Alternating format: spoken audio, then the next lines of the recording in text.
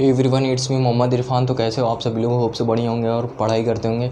तो आज की हमारी टॉपिक रहेगी behaviour of conductor in electrostatic field. Conductor क्या क्या मतलब बिहेवियर शो करता है अगर उसको हम इलेक्ट्रिक फील्ड में प्लेस्ड कराते हैं, ठीक है। तो क्या उससे बिहेवियर देखने को मिलेगी कंडक्टर से, यानी बेसिकली बोले तो आज हमें पढ़ना क्या है, प्रॉपर्टीज़ ऑफ कंडक्टर। कंडक्टर क्या क्या प्रॉपर्टी हमें रखते हैं वही। तो देखते हैं हमारी फर्स्ट प्रॉपर्टी क्या कहते हैं, net electrostatic field is zero in the interior of a conductor. किसी भी कंडक्टर के अंदर जो नेट इलेक्ट्रिक फील्ड है वो हमें जीरो देखने को मिलती है। तो देखिए एग्जाम्पल समझते हैं। देखिए ये हमारी एक्सटर्नल इलेक्ट्रिक फील्ड है, ठीक। इसके अंदर मैंने कंडक्टर को क्या किया, प्लेस्ड किया है। कंडक्टर को जब मैं प्लेस्ड करूँगा और पहले से हमारी एक्सटर्नल इलेक्ट्रिक फील्ड एक देखने को मिल रही है, ठीक है। तो जब भी आप कंडक्टर को प्लेस्ड करोगे एक्सटर्नल इलेक्ट्रिक फील्ड में, तो आपको देखने को क्या मिलेगा कि हमारी कंडक्टर के अंदर भी एक इंड्यूस्ड इलेक्ट्रिक फील्ड जनरेट हो जाती है, ठीक है।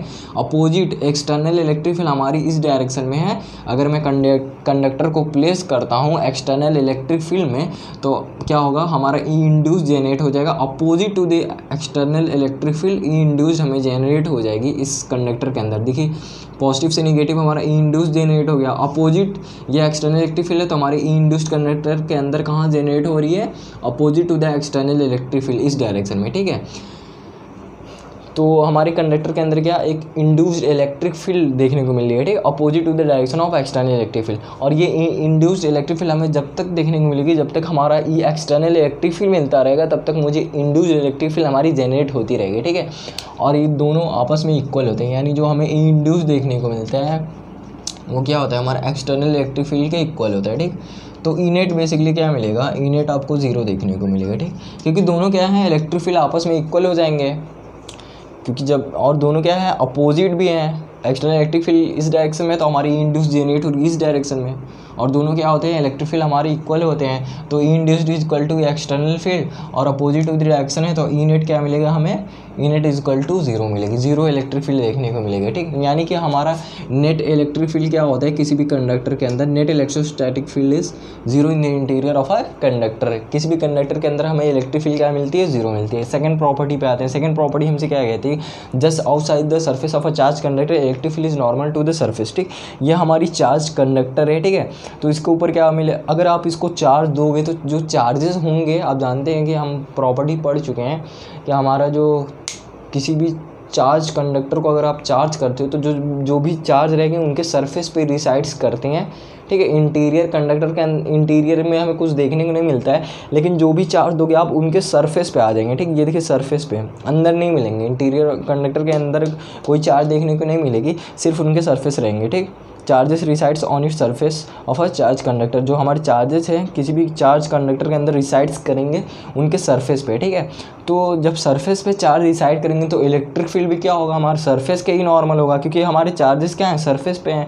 तो इलेक्ट्रिक फील्ड भी क्या होगा, नॉर्मली होगा टू द सरफेस, ठीक। वही कहने का मतलब हुआ, just outside the surface of a charge conductor electric field आपकी नॉर्मल होती है टू द सरफेस, क्योंकि सारे चार्जेस रिसाइड्स करते हैं सरफेस से। तो कॉमन सी बात है कि हमारा इलेक्ट्रिक फील्ड भी क्या होगा, नॉर्मल होगा टू दी सरफेस, ठीक। ये हमारी सेकेंड प्रॉपर्टी थी। इसके बाद भी हम कुछ और इंपॉर्टेंट प्रॉपर्टीज़ देखेंगे, ठीक है।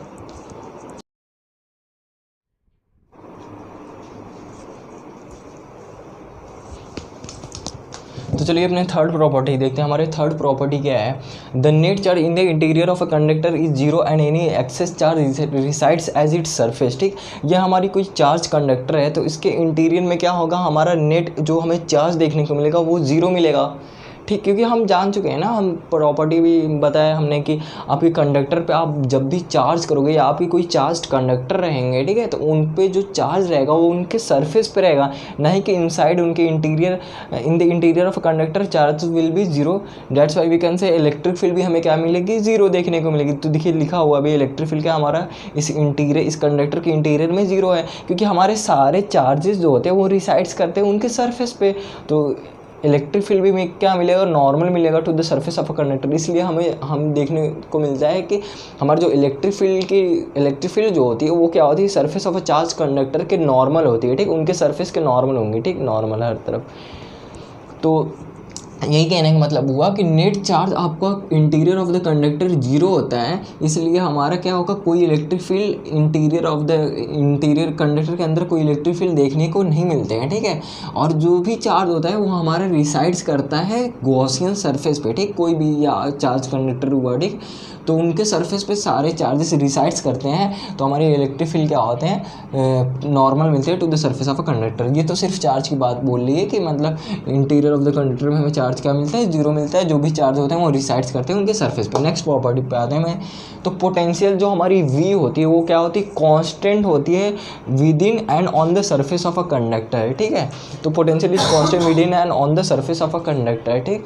तो पोटेंशियल क्या होती है हमारी इन द चार्ज कंडक्टर या हमारे गॉसियन सरफेस के अंदर जो पोटेंशियल मिलेगी, इलेक्ट्रिक फील्ड तो ज़ीरो मिलेगी लेकिन हमें पोटेंशियल कांस्टेंट मिलेगा, ठीक। पोटेंशियल ज़ीरो नहीं मिलेगा, इलेक्ट्रिक फील्ड हमेशा जीरो मिलेगी। चार्ज कंडक्टर हो गया, ठीक है, तो उसके अंदर इलेक्ट्रिक फील्ड तो हमेशा जीरो मिलेगी, लेकिन पोटेंशियल जो होगा हमारा वी जो होगा वो क्या, हमारा वी जो होगा वो हमारा कांस्टेंट होगा, ठीक है। वी क्या होगी हमारी, वी हमारी कांस्टेंट होगी। और जो भी हमारा सरफेस पे with in and on the surface of a conductor आपको क्या मिलेगा कि पोटेंशियल हमारी कांस्टेंट रहेगी। जो विद मतलब इंटीरियर में होगी कंडक्टर के पोटेंशियल, वही उनके सरफेस पे भी पोटेंशियल मिलेंगे, यानी कि within and on the surface of a conductor हमारी पोटेंशियल क्या होगी, कांस्टेंट होगी। नेक्स्ट प्रॉपर्टी क्या कहती है, electric field at the surface of a charge conductor is proportional to the surface charge density. जो हमारी इलेक्ट्रिक फील्ड होती है वो डायरेक्टली प्रोपोर्शनल होती है, यानी कि ये हमारी गॉसियन सरफेस है, ठीक है।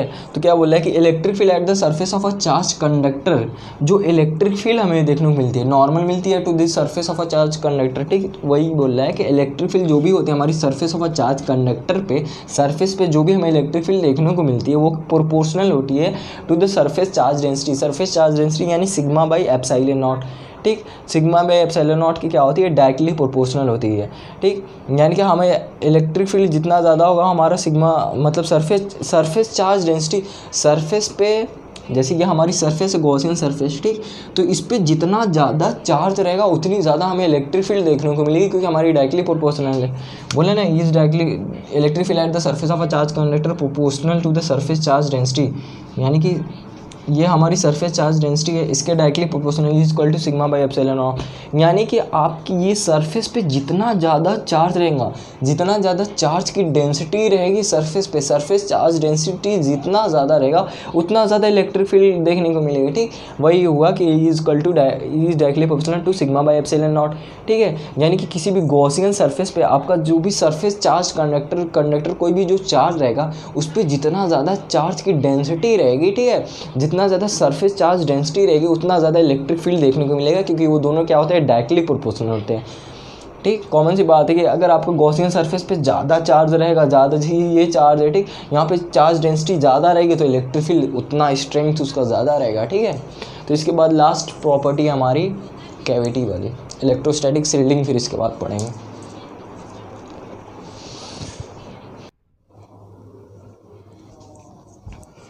तो चलिए हम अपना इम्पॉर्टेंट टॉपिक देखते हैं। हमारी इंपॉर्टेंट टॉपिक क्या है, इलेक्ट्रोस्टैटिक शील्डिंग। चलिए तो हम देखते हैं हमारी इलेक्ट्रोस्टैटिक शील्डिंग क्या है। तो the phenomena of making a region free from any electric field is known as electrostatic shielding. वही क्या होती है हमारी इलेक्ट्रोस्टैटिक शील्डिंग, यानी एक ऐसा फिनोमेना होता है जो कि हम एक ऐसा रीजन बना लेते हैं जो कि क्या हो, इलेक्ट्रिक फील्ड से फ्री हो, ठीक है, free from any electric field, किसी भी इलेक्ट्रिक फील्ड से एकदम फ्री हो, ठीक है। वही होती है हमारी इलेक्ट्रोस्टैटिक शील्डिंग, ठीक है।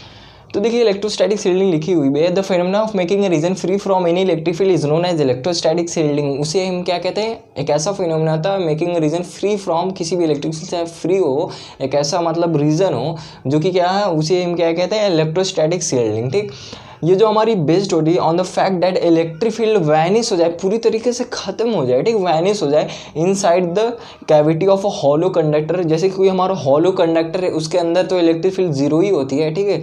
अगर उसके अंदर एक कैविटी है तो उसके अंदर क्या होगी, हमारे चार्जेस तो सारे रिसाइड्स करेंगे सरफेस पे, तो इनसाइड द कैविटी हमें क्या मिलेगी, कोई चार्ज ही नहीं होगा हमारा, तो इलेक्ट्रिक फील्ड तो ऐसे ही वैनिश हो जाएंगे, ठीक, कोई इलेक्ट्रिक फील्ड देखने को नहीं मिलेंगे। Electric field is zero inside the conductor, ठीक है। वही बोला है कि it is based on the fact, ये इलेक्ट्रोस्टैटिक शील्डिंग इस फैक्ट पे बेस्ड है कि हमारी इलेक्ट्रिक फील्ड क्या हो जाए, वैनिश हो जाए inside the cavity of a hollow conductor. कोई हमारा हॉलो कंडक्टर को उसके अंदर इलेक्ट्रिक फील्ड पूरी तरह से वैनिश हो जाए, तो कॉमन सी बात कि हम पढ़ चुके हैं कि अभी हमारे सारे चार्जेस तो रिसाइड्स करते हैं सरफेस पे, और इलेक्ट्रिक फील्ड भी जो होता है वो हमारा सरफेस से नॉर्मल होता है। किसी भी कंडक्टर के सरफेस से क्या होता है, नॉर्मल होता है, normal to the surface of a conductor जो इलेक्ट्रिक फील्ड होती है, ठीक है। तो इनसाइड द कैविटी हमें इलेक्ट्रिक फील्ड तो वैसे ही नहीं मिलेगी, क्योंकि चार्जेस ही नहीं होते हैं ना, चार्जेस एग्जिस्ट ही नहीं करते इनसाइड द कंडक्टर, ठीक है। तो वही इलेक्ट्रोस्टैटिक है, इलेक्ट्रोस्टैटिक शील्डिंग है, ठीक। अगर इलेक्ट्रोस्टैटिक शील्डिंग आपसे पूछता है तो आप क्या करते हो, इसको डिफाइन कर दो, the phenomena of making region free from, और ये मतलब बहुत इंपॉर्टेंट है, ये पूछते हुए है, electrostatic shielding the phenomena of making region free from any electric field is known as electrostatic shielding, ठीक है। फिर अगर एप्लीकेशन तो मोस्ट इंपॉर्टेंट है, तो एप्लीकेशन देखिए समझते हैं, एप्लीकेशन ऑफ इलेक्ट्रोस्टैटिक शील्डिंग क्या है।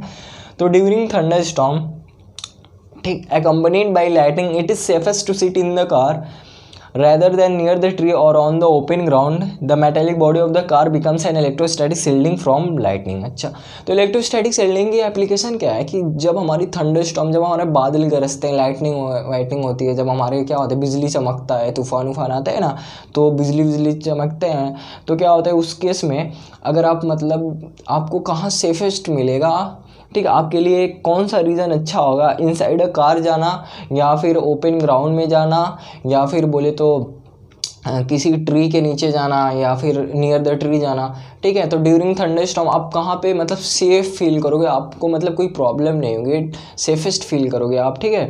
देखिए लिखा हुआ है during thunder storm accompanied by lightning it is safest, आपके लिए कौन सा सेफेस्ट होगा, तो आपके लिए सेफ यही होगा कि आप इनसाइड अ कार जाओगे तो वो आपके लिए सेफ होगा। क्यों, it is safest to seat inside a car, because क्योंकि रीज़न क्या है, रीज़न बिहाइंड इट दैट कि हमारा जो चार्ज होता है वो कार के मेटेलिक बॉडी पे सारे रिसाइड्स कर जाएंगे, उस मेटेलिक बॉडी पे, कार के मेटेलिक बॉडी पे सारे चार्जेस रिसाइड्स कर जाएंगे, उसके सरफेस पे, कार के मेटेलिक बॉडी बोले तो सरफेस।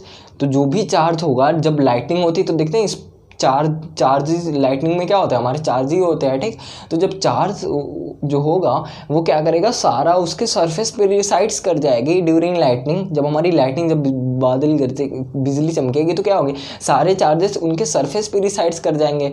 तो जब सरफेस पे सारे चार्जेस रिसाइड्स करेंगे तो इनसाइड अ कार कोई चार्ज एग्जिस्ट ही नहीं करेगा ना, कोई चार्ज तो सारे सरफेस पे, मतलब जब भी लाइटनिंग होंगी तो सारे चार्ज तो हमारा सरफेस पे आ जाएगा, मेटेलिक बॉडी सारा कंज्यूम कर लेगा चार्ज, ठीक। तो इनसाइड अ कार हमें कोई चार्ज देखने को नहीं मिलेगी, तो नेट इलेक्ट्रिक फील्ड सारे क्या हो जाएंगे, वैनिश हो जाएंगे, कोई इलेक्ट्रिक फील्ड भी देखने को मिलेगी, क्योंकि हमारा सारा चार्ज जो है वो मेटेलिक बॉडी पे, या फिर बोले तो सरफेस पे कार के, ठीक है।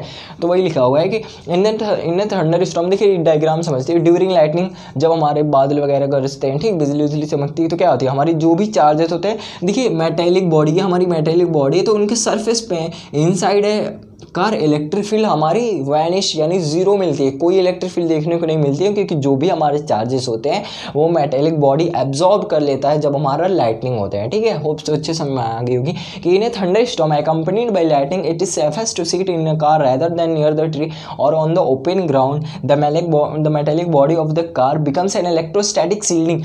ये जो आपकी मेटेलिक बॉडी है ना, ये पूरे तरह से उसको सील्ड किया हुआ, आपको सेफ रखेगा, ठीक है।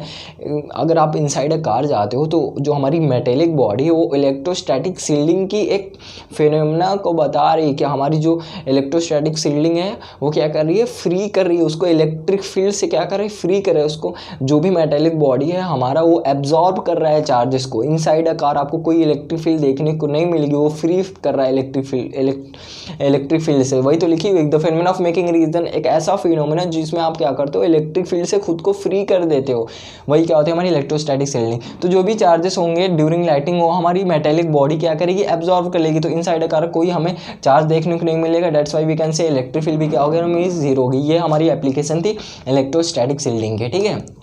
एक बार फिर समझ लेते हैं इलेक्ट्रोस्टैटिक शील्डिंग क्या होती है हमारी, the phenomena of making a region free from any electric field is known as electrostatic shielding, ठीक।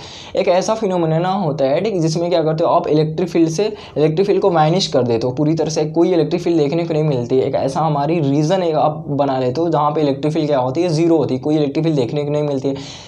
तो फॉर एग्जांपल इसकी एप्लीकेशन क्या होता है इलेक्ट्रोस्टैटिक शील्डिंग की, तो वो देखते हैं। तो ड्यूरिंग थंडर स्टॉर्म जब हमारी बादल वगैरह गरजते हैं, जब हमारी बिजलिंग लाइटनिंग होती है, ड्यूरिंग लाइटनिंग आपको क्या देखने को मिलता है? आपके लिए सेफेस्ट क्या होगा? सीट इनसाइड अ कार जाना, या फिर नियर द ट्री जाना, या फिर आप ओपन द ग्राउंड, किसी भी ग्राउंड पे जाना है, ठीक है। तो आपके लिए सेफेस्ट होगा इनसाइड अ कार जाना, बिकॉज जो हमारे चार्जेस होते हैं वो रिसाइड्स करते हैं। आप जब कार के अंदर जाओगे तो ड्यूरिंग लाइटनिंग क्या होंगी, जो भी चार्जेस रहेंगे, मेटेलिक बॉडी जो होगी वो सरफेस, या फिर बोले तो जो कार की सरफेस है मेटेलिक बॉडी, वो सारे चार्जेस को एब्जॉर्ब कर लेगा। तो इनसाइड अ कार आपको कोई मतलब free from any electrostatic shielding पे, मतलब ये पूरी तरह से आपको सील्ड कर दिया ना। जो भी चार्जेस थे वो तो मेटेलिक बॉडी एब्जॉर्ब कर लिया आपकी, कोई चार्ज इनसाइड कार जाएगा ही नहीं ना, क्योंकि मेटेलिक बॉडी जो आपकी सरफेस है कार की उस पर सारे चार्जेस एब्जॉर्ब कर गए हैं, ठीक। वो जो हमारी मेटेलिक बॉडी है वो सारे चार्जेस को एब्जॉर्ब कर लिया, और इनसाइड कार आपको क्या कर दिया? इलेक्ट्रिक फील्ड को वैनिश कर दिया, पूरी तरह से फ्री कर दिया इलेक्ट्रिक फील्ड। वही हमारी एप्लीकेशन है, एप्लीकेशन ऑफ इलेक्ट्रोस्टैटिक शील्डिंग, ठीक है।